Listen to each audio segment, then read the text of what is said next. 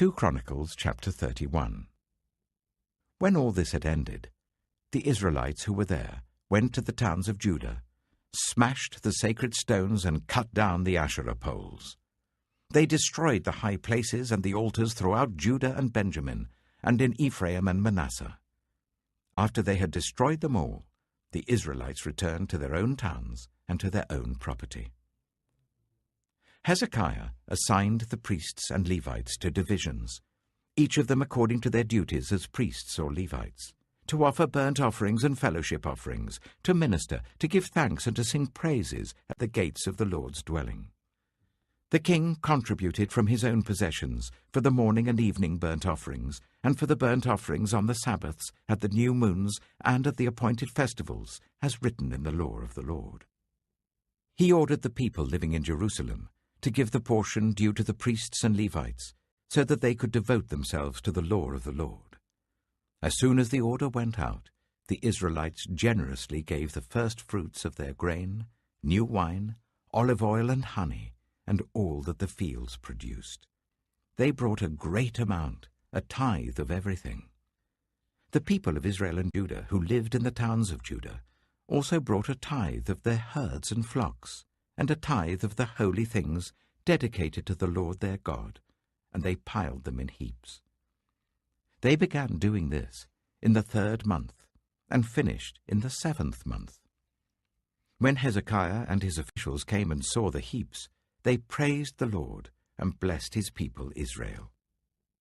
Hezekiah asked the priests and Levites about the heaps, and Azariah the chief priest, from the family of Zadok, answered, "Since the people began to bring their contributions to the temple of the Lord, we have had enough to eat and plenty to spare, because the Lord has blessed his people, and this great amount is left over."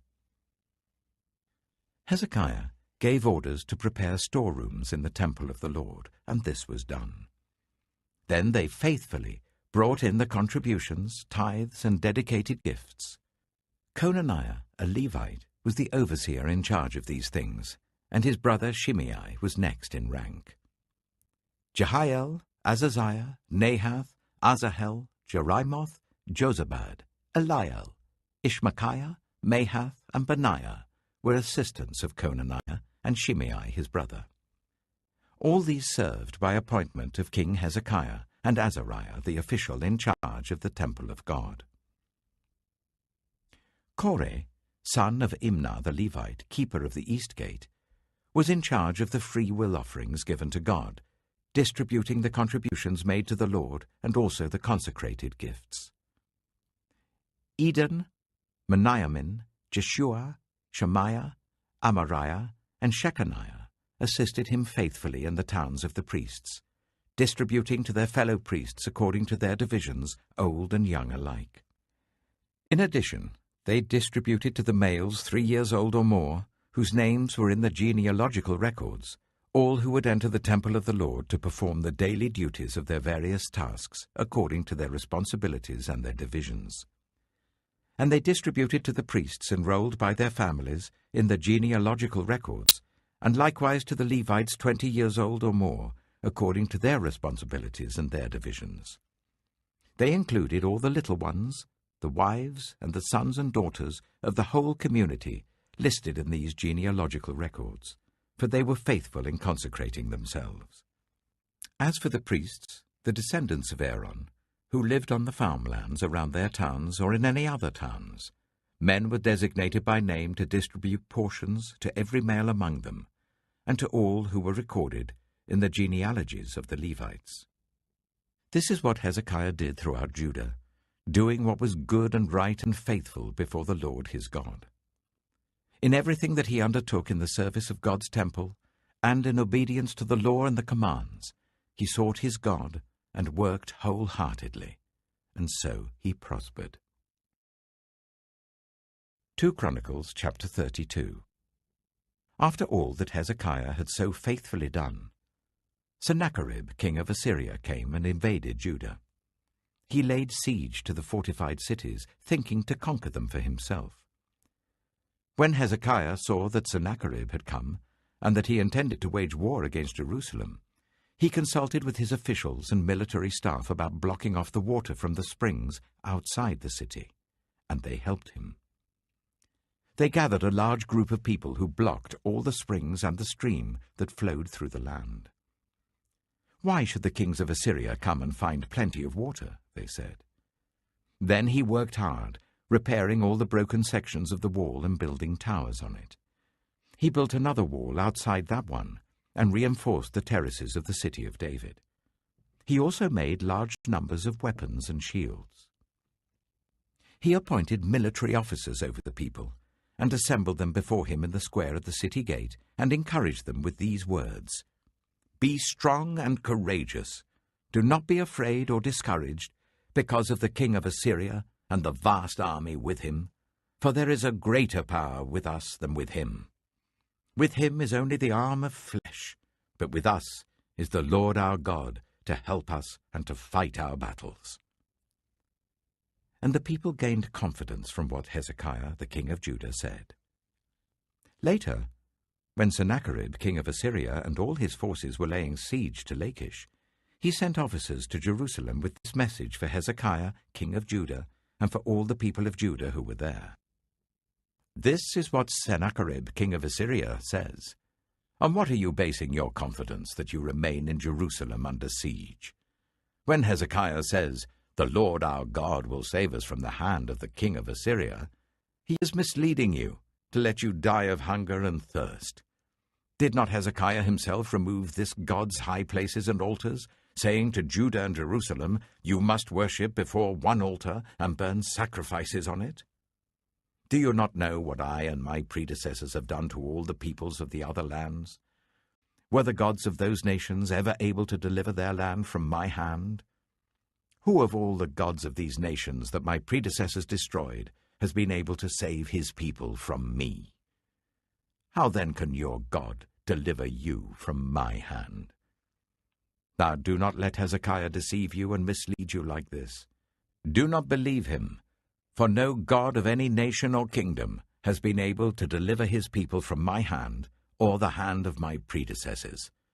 How much less will your God deliver you from my hand?"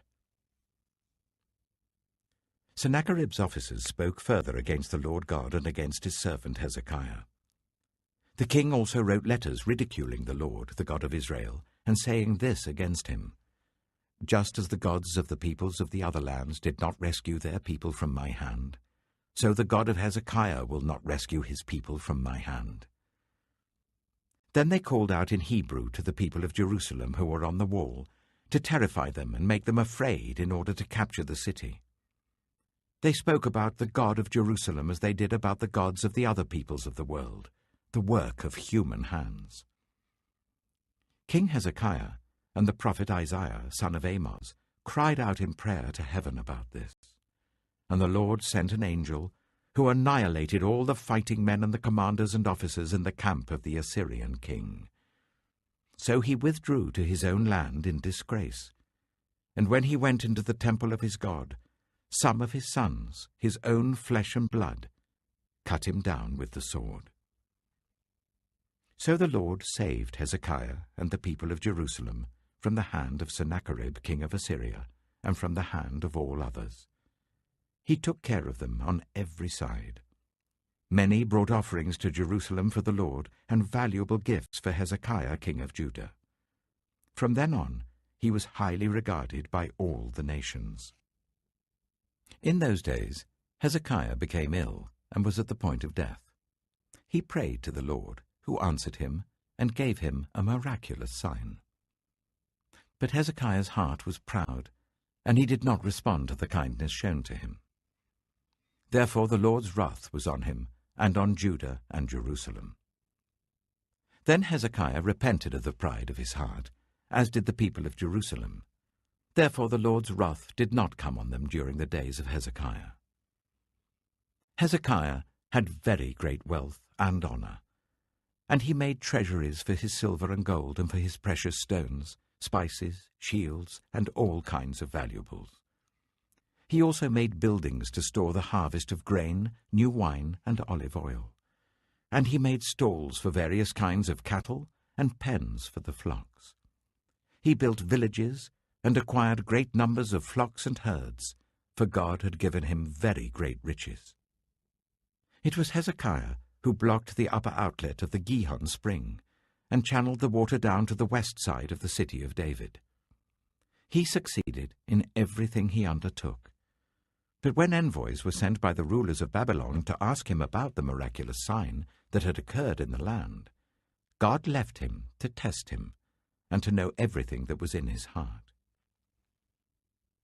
The other events of Hezekiah's reign and his acts of devotion are written in the vision of the prophet Isaiah, son of Amoz, in the book of the kings of Judah and Israel. Hezekiah rested with his ancestors and was buried on the hill where the tombs of David's descendants are. All Judah and the people of Jerusalem honored him when he died, and Manasseh, his son, succeeded him as king. Acts, chapter 23. Paul looked straight at the Sanhedrin and said, "My brothers, I have fulfilled my duty to God in all good conscience to this day." At this, the high priest Ananias ordered those standing near Paul to strike him on the mouth. Then Paul said to him, "God will strike you, you whitewashed wall. You sit there to judge me according to the law, yet you yourself violate the law by commanding that I be struck." Those who were standing near Paul said, "How dare you insult God's high priest?" Paul replied, "Brothers, I did not realize that he was the high priest. For it is written, 'Do not speak evil about the ruler of your people.'" Then Paul, knowing that some of them were Sadducees and the others Pharisees, called out in the Sanhedrin, "My brothers, I am a Pharisee, descended from Pharisees. I stand on trial because of the hope of the resurrection of the dead." When he said this, a dispute broke out between the Pharisees and the Sadducees, and the assembly was divided. The Sadducees say there is no resurrection, and that there are neither angels nor spirits, but the Pharisees believe all these things. There was a great uproar, and some of the teachers of the law who were Pharisees stood up and argued vigorously. "We find nothing wrong with this man," they said. "What if a spirit or an angel has spoken to him?" The dispute became so violent that the commander was afraid Paul would be torn to pieces by them. He ordered the troops to go down and take him away from them by force and bring him into the barracks. The following night the Lord stood near Paul and said, "Take courage. As you have testified about me in Jerusalem, so you must also testify in Rome." The next morning, some Jews formed a conspiracy and bound themselves with an oath not to eat or drink until they had killed Paul. More than 40 men were involved in this plot. They went to the chief priests and the elders and said, "We have taken a solemn oath not to eat anything until we have killed Paul. Now then, you and the Sanhedrin petition the commander to bring him before you on the pretext of wanting more accurate information about his case. We are ready to kill him before he gets here." But when the son of Paul's sister heard of this plot, he went into the barracks and told Paul. Then Paul called one of the centurions and said, "Take this young man to the commander. He has something to tell him." So he took him to the commander. The centurion said, "Paul, the prisoner, sent for me and asked me to bring this young man to you because he has something to tell you." The commander took the young man by the hand, drew him aside and asked, "What is it you want to tell me?" He said, "Some Jews have agreed to ask you to bring Paul before the Sanhedrin tomorrow on the pretext of wanting more accurate information about him. Don't give in to them, because more than 40 of them are waiting in ambush for him. They've taken an oath not to eat or drink until they have killed him. They are ready now, waiting for your consent to their request." The commander dismissed the young man with this warning, "Don't tell anyone that you have reported this to me." Then he called 2 of his centurions and ordered them, "Get ready a detachment of 200 soldiers, 70 horsemen, and 200 spearmen to go to Caesarea at 9 tonight. Provide horses for Paul so that he may be taken safely to Governor Felix." He wrote a letter as follows: "Claudius Lysias, to His Excellency Governor Felix, greetings. This man was seized by the Jews, and they were about to kill him. But I came with my troops and rescued him, for I had learned that he is a Roman citizen. I wanted to know why they were accusing him, so I brought him to their Sanhedrin. I found that the accusation had to do with questions about their law, but there was no charge against him that deserved death or imprisonment. When I was informed of a plot to be carried out against the man, I sent him to you at once. I also ordered his accusers to present to you their case against him." So the soldiers, carrying out their orders, took Paul with them during the night and brought him as far as Antipatris. The next day they let the cavalry go on with him while they returned to the barracks. When the cavalry arrived in Caesarea, they delivered the letter to the governor and handed Paul over to him. The governor read the letter and asked what province he was from. Learning that he was from Cilicia, he said, "I will hear your case when your accusers get here." Then he ordered that Paul be kept under guard in Herod's palace. Psalm 7. Lord, my God, I take refuge in you. Save and deliver me from all who pursue me, or they will tear me apart like a lion and rip me to pieces with no one to rescue me. Lord, my God, if I have done this, and there is guilt on my hands, if I have repaid my ally with evil, or without cause have robbed my foe, then let my enemy pursue and overtake me. Let him trample my life to the ground and make me sleep in the dust. Arise, Lord, in your anger. Rise up against the rage of my enemies. Awake, my God, decree justice. Let the assembled peoples gather around you, while you sit enthroned over them on high. Let the Lord judge the peoples. Vindicate me, Lord, according to my righteousness, according to my integrity, O Most High. Bring to an end the violence of the wicked and make the righteous secure. You, the righteous God who probes minds and hearts. My shield is God Most High, who saves the upright in heart. God is a righteous judge, a God who displays his wrath every day. If he does not relent, he will sharpen his sword. He will bend and string his bow. He has prepared his deadly weapons. He makes ready his flaming arrows. Whoever is pregnant with evil conceives trouble and gives birth to disillusionment. Whoever digs a hole and scoops it out falls into the pit they have made. The trouble they cause recoils on them. Their violence comes down on their own heads. I will give thanks to the Lord because of his righteousness. I will sing the praises of the name of the Lord Most High. Proverbs chapter 2. My son, if you accept my words and store up my commands within you, turning your ear to wisdom and applying your heart to understanding. Indeed, if you call out for insight and cry aloud for understanding, and if you look for it as for silver and search for it as for hidden treasure, then you will understand the fear of the Lord and find the knowledge of God. For the Lord gives wisdom. From his mouth come knowledge and understanding. He holds success in store for the upright. He is a shield to those whose way of life is blameless. For he guards the course of the just and protects the way of his faithful ones.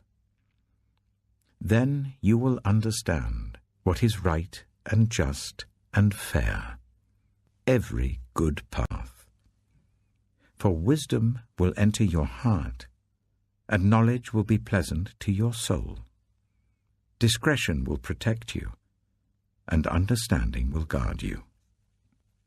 Wisdom will save you from the ways of wicked men, for men whose words are perverse, who have left the straight paths to walk in dark ways, who delight in doing wrong and rejoice in the perverseness of evil, whose paths are crooked and who are devious in their ways. Wisdom will save you also from the adulterous woman, from the wayward woman with her seductive words, who has left the partner of her youth and ignored the covenant she made before God.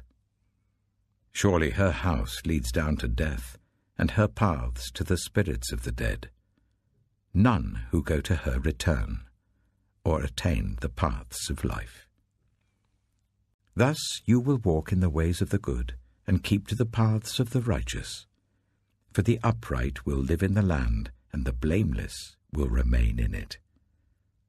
But the wicked will be cut off from the land, and the unfaithful will be torn from it.